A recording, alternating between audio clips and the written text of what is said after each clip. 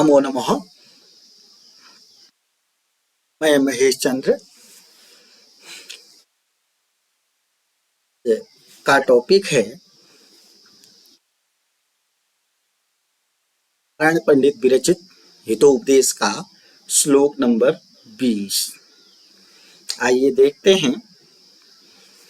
अर्थागमो नित्यम अरोगिता च प्रिया भार्या प्रियवादिनो च वश्यः च पुत्रो अर्थकरी च विद्या षड्जीव लोकेषु सुखानि राजन।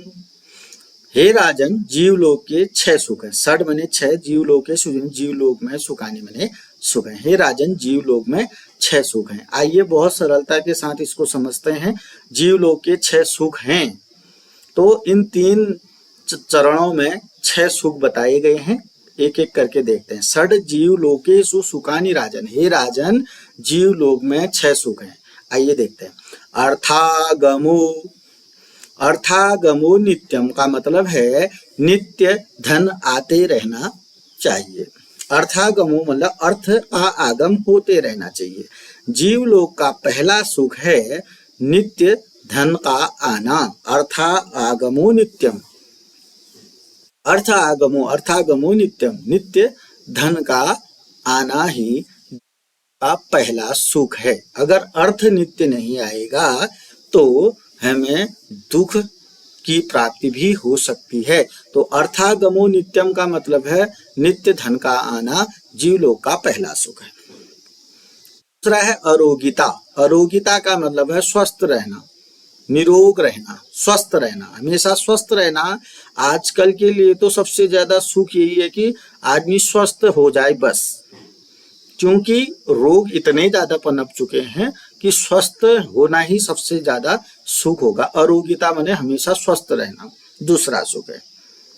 तीसरा है प्रिया च भार्या।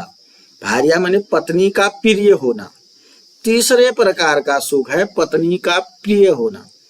अब प्रिय पत्नी का होना भी सबसे ज्यादा सुख है। अब नारायण पंडित जी ने बहुत पहले ये पुस्तक की रचना कर दी है, इस श्लोक की रचना कर दी है। तब से लेकर के आज तक पत्नी का सुख होना, पत्नी का प्रिय होना, ये बात तब लिख दी गई है। तो समझ सकते हैं कि पत्नी का प्रिय होना भी प्रकार का सुख है। प्रियवादिनो च, प्रियवाद पत्नी, चौथा सुख है प्रियवादिनी, पत्नी का प्रिय बोलने वाली पत्नी। चौथा सुख है प्रिय बोलने वाली पत्नी। हाँ, पत्नी कैसी होनी चाहिए? प्रिय बोलने वाली होनी चाहिए। ये चौथा सुख है। बाकी आप इसकी व्याख्या स्वयं कर सकते हैं।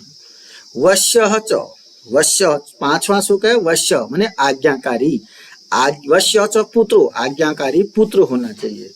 पांचवा सुख है जीवलोक का आज्ञाकारी पुत्र।